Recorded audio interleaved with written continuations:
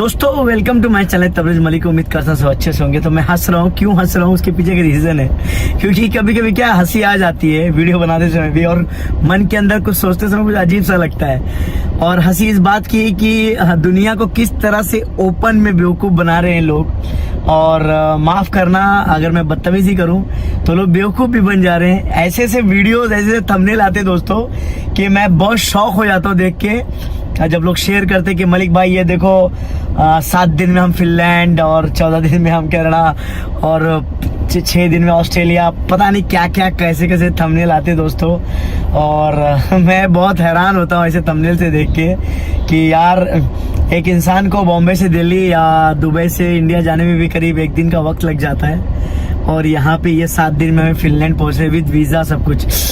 दोस्तों आज मैं कुछ चीजें खोल के रख दूंगा, लेकिन ऐसा नहीं कहूँगा उस कंट्री में अपॉर्चुनिटी नहीं है, बहुत ज्यादा अपॉर्चुनिटी है, लेकिन आपको हकीकत जानना जरूरी है। क्योंकि जब तक आप हकीकत नहीं जानोगे दोस्तों तब तक उसका पहलू क्या है आपको नहीं पता चलेगा।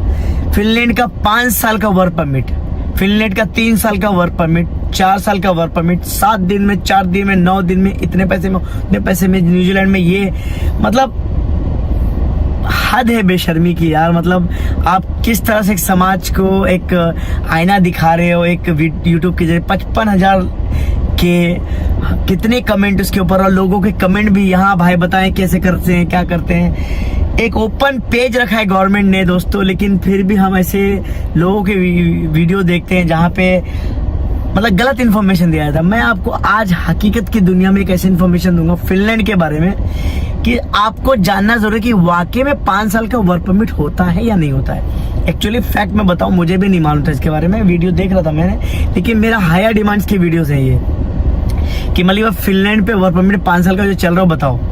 दोस्तों सच बोलता हूँ, मैंने गूगल छान मारा, गवर्नमेंट के वेबसाइट छान मारे, कई ऐसे टॉप कैटेगरी के वेबसाइट्स हैं जो इस तरह से वीडियो बनाते हैं, उन पे भी कोई ऐसा इन्फॉर्मेशन नहीं है। तो आज वो इन्फॉर्मेशन लेके आया जो आपको जानना जरूरी है। लेकिन हाँ अपॉर्चुनिटी है, कंट्री अच्छी है, लेकिन आपको जानना जरूरी है कि क्या क्या टाइप्स होते हैं और क्या क्या तरीके होते हैं वहां के वीजा हासिल करने में। सबसे पहले मैं आपको बता देता हूं कि अगर फिनलैंड आपको जाना है तो प्रोसेस सेम है जो क्रोएशिया का है, सेम प्रोसेस है। मतलब आप एम्प्लॉयर खोजते हो, एम्प्लॉयर उस एजेंसी के पास जाके बोलता है कि हाँ भाई, मतलब एक ऐड के जरिए, ऐड जैसे 30 दिन का ऐड डालता है, 30 दिन के बाद वो गवर्नमेंट के पास जाता है और बोलता है कि भाई मुझे यहाँ का बंदा नहीं मिला, मुझे बाहर गांव से चाहिए, थर्ड कंट्री से चाहिए, यू नेशनल नहीं मिला, ये यू रेसिडेंट नहीं मिला, तो जाके वो आपको हायर करता है। और वो जो सबमिशन करता है उसको बोलते हैं employment and equipment development office.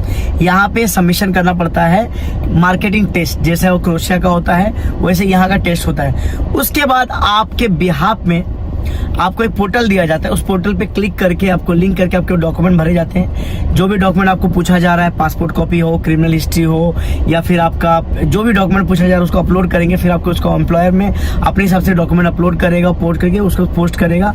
Post करने के बाद परमिट चालू होता है, परमिट का प्रोसेस चालू होता है, फिर अप्रूवल आता है, अप्रूवल आने के बाद वेरीफाई जाती है। सब प्रोसेस वीडियो बाद में बताऊंगा। लेकिन अब जब परमिट आता है तो परमिट पहले मैं 5 साल के मैटर को सही तरीके से समझाने की कोशिश करता हूँ। एक्चुअली 5 साल का परमिट होता क्या है पहले आप उसको समझिए।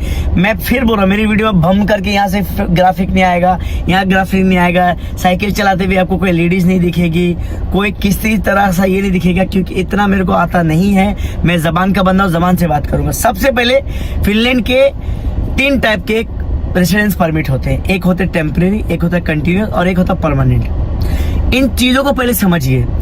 सबसे पहले अगर फिनलैंड में आपका जॉब, फिनलैंड में जॉब लग जाता है, सब कुछ हो जाता है, तो आपको सबसे पहले टेम्पररी बी परमिट दिया जाएगा।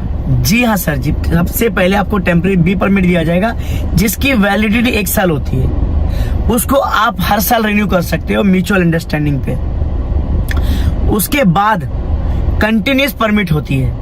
कंटिन्यूस परमिट लेने का रूल क्या है मैं आपको समझा देता हूँ, पढ़ के समझा देता हूँ। You can be granted continuous resident permit after a 2-year temporary stay if the precondition for the granting the permit still are valid। अगर आप 2 साल का आपको परमिट ग्रांट किया गया है या आपने काम किया तो ही आपको कंटिन्यूस परमिट दिया जाएगा जो कि 4 साल के लिए वैलिड होगा। मतलब आपको 1 साल खत्म करके दूसरे साल में एंट्री मारना है और कुछ टाइम बचता है, फिर आप उसको कर सकते हो। उसके बाद उस कंटिन्यूस परमिट के बेस पे आपको रेसिडेंस, परमानेंट रेसिडेंसी अब मिलता है। पढ़ के सुनाता हूँ। You can be granted a permanent residence when you have reside in Finland without interruption for the 4 year on the basis of continuous residence permit। मतलब आप अगर 4 साल का परमिट खत्म किए तो उसके बाद आप पीआर के लिए एलिजिबल हो जाते हैं। अब जो यूट्यूबर गेम कैसे कर रहे हैं देखो, ध्यान से सुनो। एक तो रेसिडेंस परमिट जो 1 ईयर का हो गया, बाद में हम रिन्यू किए, रिन्यू के बाद जो आपने 4 साल का एप्लीकेशन किया उसको ज्वाइंट के मार्केट में बेचा जा रहा है, यूट्यूब के थ्रू बताया जा रहा है और गलत इंफॉर्मेशन दिया जा रहा है कि आपको 5 साल का परमिट मिलेगा। तो ऐसा कुछ नहीं है दोस्तों। फिनलैंड का वर्क परमिट का प्रोसेस ये है जो मैंने आपको बताया है कि आप पहली बार जब करते हैं एम्प्लॉयमेंट जो मार्केटिंग जो टेस्ट होता है, टेस्ट के बाद आपका एम्प्लॉयर अप्लाई करता है, जो कि आपको पहली बार अगर अप्लाई करेंगे तो सिर्फ 1 साल का ही मिलेगा, वरना आपको नहीं मिलेगा। बट फिनलैंड की सबसे अच्छी खासियत कि आपका रेसिडेंस कार्ड आपको होम कंट्री में मिलता है। मतलब आपका वीजा अप्रूव हो जाता है, सब कुछ हो जाता है वीएफएस के थ्रू या जो एम्बेसी के थ्रू। आपको रेसिडेंस कार्ड आपको इंडिया में या पाकिस्तान में या बहरीन में बांग्लादेश में ही आपको मिलेगा। उसके लिए आपको वहां जाने के बाद परमिट सब करने की जरूरत नहीं है, लेकिन वहां लैंड करने के बाद एक अथॉरिटी होती है, एक बॉडी होती है जहां पे आपको एंट्री करना होता है कि आप फिनलैंड पहुंच चुके हैं। फिनलैंड की सबसे अच्छी खासियत यही है कि रेसिडेंस परमिट जो टेम्परेरी रेसिडेंस कार्ड है वो आपको वहीं पे होम कंट्री में मिलता है, तो आपको वीजा लेने की जरूरत नहीं होती है, रेसिडेंस परमिट मिलता है, उसी पे आप ट्रेवल कर पाते हैं। तो मुझे लगता है ये इन्फॉर्मेशन बहुत सटीक था। नेक्स्ट वीडियो फिनलैंड का बताऊंगा कि कौन कौन से हाई डिमांड जॉब्स है, कैसे कैसे नौकरी खोज सकते हैं, वीजा एप्लीकेशन के प्रोसेस क्या होते हैं, कौन कौन से डॉक्यूमेंट्स आपको लगा सकते हैं। तो कैसा लगा आज का वीडियो बताइएगा दोस्तों। फिनलैंड पे कोई भी काम अभी मैंने चालू नहीं किया है दोस्तों।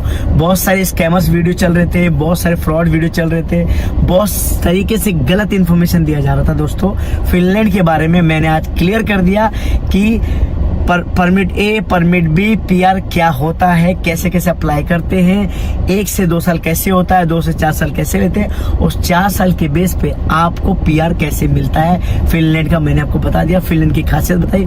मुझे लगता है इन्फॉर्मेशन बहुत इंपॉर्टेंट था। अगर आपको नौकरी खोजना वहाँ का, आपको जानना है क्या क्या ऑपरेशन है, तो थोड़ा नेक्स्ट वीडियो को वेट कीजिए। मैं नेक्स्ट वीडियो कोशिश करूंगा फिनलैंड में बता दूं कि हायर डिमांड जॉब्स और प्रोसेस क्या होते हैं वहाँ के जॉब सर्च करने में, और टॉप लेवल के वेबसाइट कौन से। तो कैसा लगा आज का वीडियो बताइएगा। जो जाते जाते चैनल को सब्सक्राइब जरूर करना, वीडियो को शेयर जरूर करना, जवाब दूंगा। अगर माल्टा से कोई क्वेश्चन से इस वीडियो में मत पूछना, इस वीडियो में फिनलैंड से पूछना।